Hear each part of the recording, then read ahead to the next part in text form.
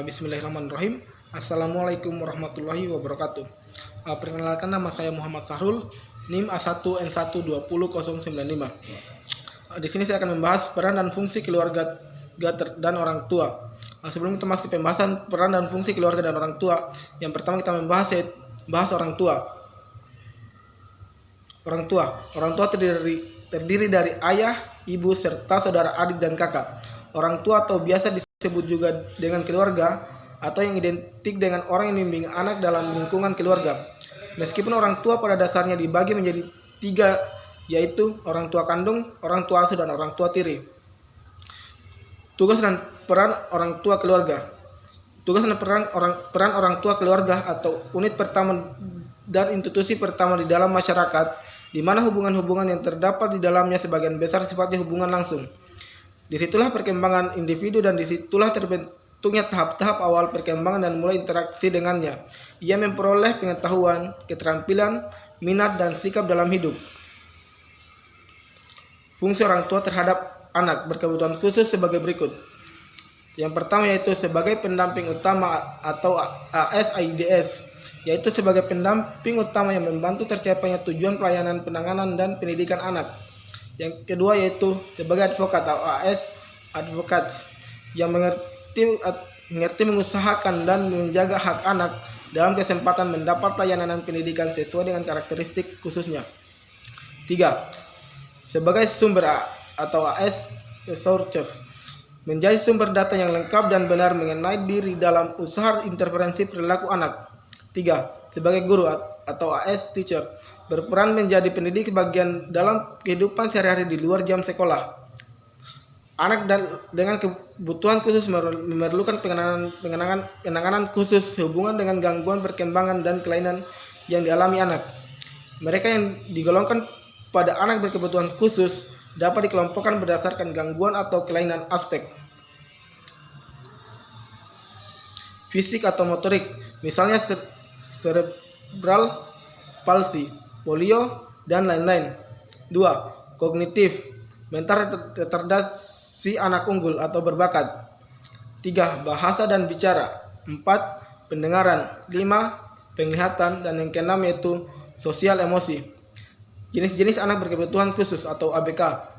Setelah dilakukan beberapa deteksi, tumbuh kembang dapat diketahui jenis kebutuhan yang diperlukan anak. Ada beberapa jenis atau kategori anak berkebutuhan khusus yaitu tunagrahita, hiperaktif, tunalaras, tunarunggu wicara, tunanetra atau anak dengan hambatan penglihatan,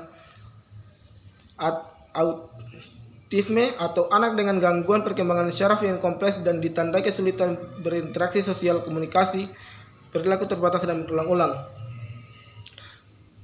Deteksi dini adalah upaya penjaringan yang dilakukan untuk menemukan penyimpangan.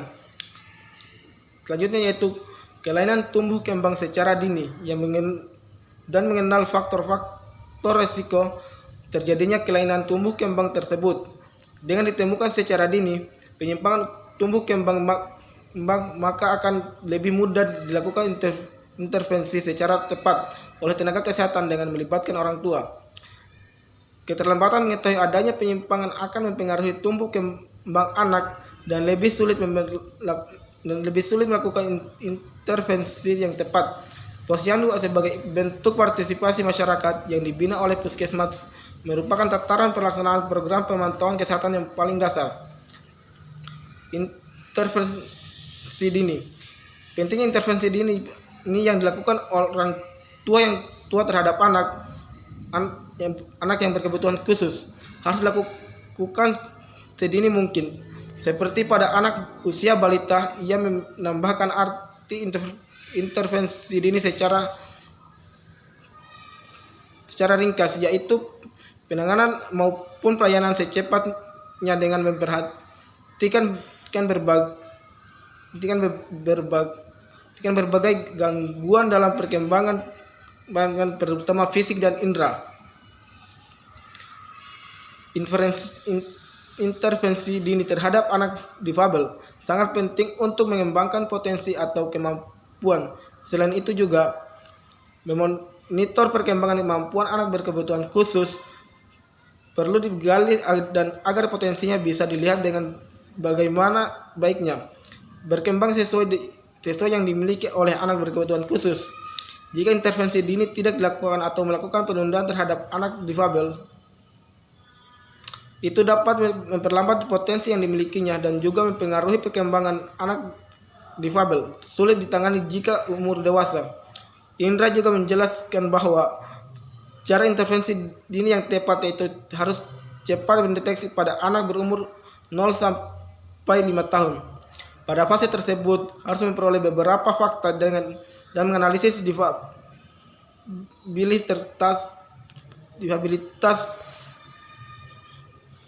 saja yang terlihat. Selanjutnya orang tua dapat berkonsultasi kepada ahli yang menangani anak difabel usianya. Ya, itu saja yang bisa saya sampaikan. Lebih dan kurangnya mohon dimaafkan. Billahi taufiq wal hidayah. Wassalamualaikum warahmatullahi wabarakatuh.